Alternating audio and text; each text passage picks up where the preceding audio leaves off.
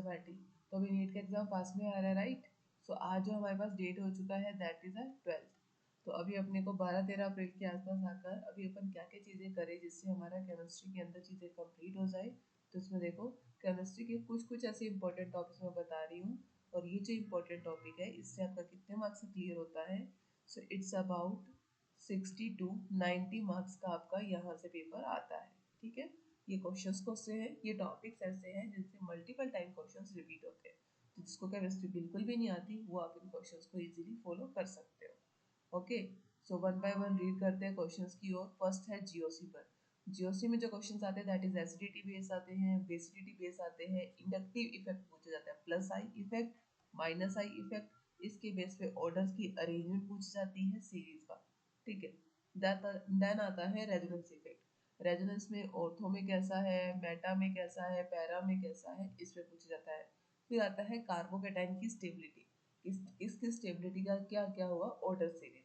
फिर सब बच्चे बी ब्लॉक पार्ट फर्स्ट है, पार्ट सेकंड, इसको लेकर बहुत ज़्यादा कंफ्यूजन होते हैं। तो पी ब्लॉक में जो टॉपिक आपको देखना है that is oxidation, acid, group trends का जो क्वेश्चन बन रहा है वो, उसके अलावा जो इंपॉर्टेंट कंपाउंड है 15 to 18, इसका क्या है कि किस तरीके से अरेंज होते हैं ये, यानी कि ऊपर से नीचे आने पर क्या होगा, किसका size, atomic size, ionization energy पर या इफेक्टिव न्यूक्लियर चार्ज पर क्या इफेक्ट पड़ता है, लेफ्ट टू राइट जाने पर क्या इफेक्ट पड़ता है उसके लिए। देन आता है केमिकल बॉन्डिंग। केमिकल बॉन्डिंग को लेकर जो क्वेश्चंस आते हैं इट्स अबाउट विस्पर थ्योरी पर क्वेश्चन हर बार आता ही आता है। देन बॉन्ड एंगल्स पे क्वेश्चन आता है, बॉन्ड एंगल्स पे आ गया, बॉन्ड की लेंथ पे आ गया। हमने बहुत सारे क्वेश्चन सॉल्विंग करे भी हैं केमिकल बॉन्डिंग के, जहाँ पर बॉन्ड लेंथ, बॉन्ड एंगल्स को लेकर बहुत सारे क्वेश्चन अपन ने देखे हैं। देन आता है मॉलिक्यूलर ज्योमेट्री पर। फिर आता है फाजन के रूल पर। डाइपोल मोमेंटम पर हर साल एक क्वेश्चन देखने को मिलता ही मिलता है, इज मोस्ट इम्पोर्टेंट। फिर है मेटलर्जी पर क्वेश्चन। मेटलर्जी के बाद में है बेसिक्स लाइक NS3 पर, NO2 पर, H2O2 पर क्वेश्चंस भी आ रहे हैं। फिर देखते हैं पीरियोडिक ट्रेंड्स।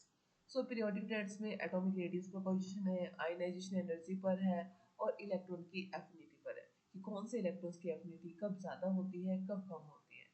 फिर केमिकल इक्विलिब्रियम, आयनिक इक्विलिब्रियम से जो क्वेश्चन आता है दैट इज केसी और केपी का कंसेप्ट आता है। सेकंड आता है ली चटालियर प्रिंसिपल।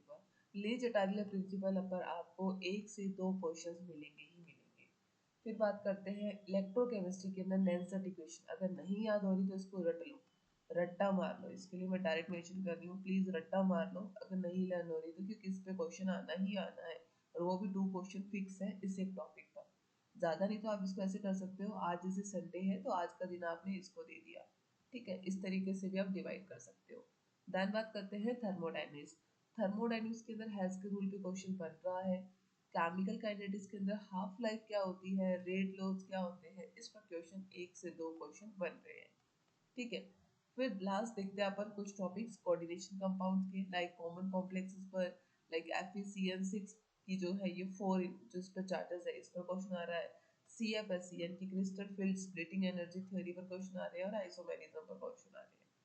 फिर है हमारे पास नाइट्रोजन कंपाउंड। नाइट्रोजन कंपाउंड में क्वेश्चन आ रहे हैं एमाइंस पर, डाइएजोनियम सॉल्ट पर।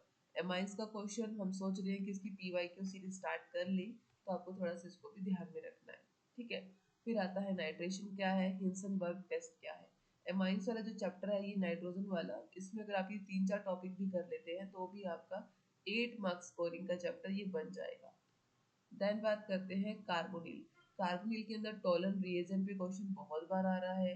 फेलिंग रिएजेंट पे आता है, क्या रिएजेंट है, एल्डिहाइड कीटोन पे उसके क्या इफेक्ट है, कैनीज और रिएक्शन मल्टीपल टाइम आ रही है। तो मैंने एक सीरीज अपलोड करा था जहाँ पर एक वीडियो था नेमिंग रिएक्शंस का, नहीं मिले तो वहां से भी आप इन नेमिंग रिएक्शंस को लर्न कर सकते हो। फिर आता है DNF ब्लॉक। DNF ब्लॉक के अंदर लेंथेनाइट का कॉन्ट्रैक्शन कैसे होता है, कहाँ उसका स्पेस मिला और किस रीजन से मिला, उस पर क्वेश्चन आ रहा है। फिर आ रहा है KMNO4 K2Cr2O7 पोटेशियम क्रोमेट जो है उसकी ऑक्सीडाइजिंग प्रॉपर्टीज पर भी क्वेश्चन है।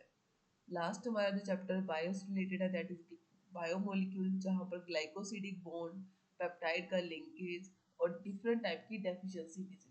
Deficiency disease like vitamin A से कौन सा होता है that is about night blindness, vitamin B से कौन सा हो रहा है बेरी, B12 से कौन सा हो रहा है पक्सीनिया। देन बात करते हैं विटामिन सी से कौन सा आ रहा है स्कर्वी, विटामिन डी से कौन सा हो रहा है रैकेटस, विटामिन के से कौन सा हो रहा है, विटामिन ई से कौन सा हो रहा है। तो इनको आपने अच्छे से इनके लर्न करने हैं। उसके अलावा प्रोटीन पर भी 2 टाइप्स की डिजीज है, क्वाशीकोर और एक आता है मेरिस्मस। तो उस टॉपिक को भी आपने अच्छे से रिकॉल करना है। तो ये वो टॉपिक्स है जिससे आपका केमिस्ट्री क्या है इजीली कवर भी हो जाएगा और आपको समझ भी आ जाएगा कि कहाँ कहाँ आपको फोकस करना है। Okay, thank you.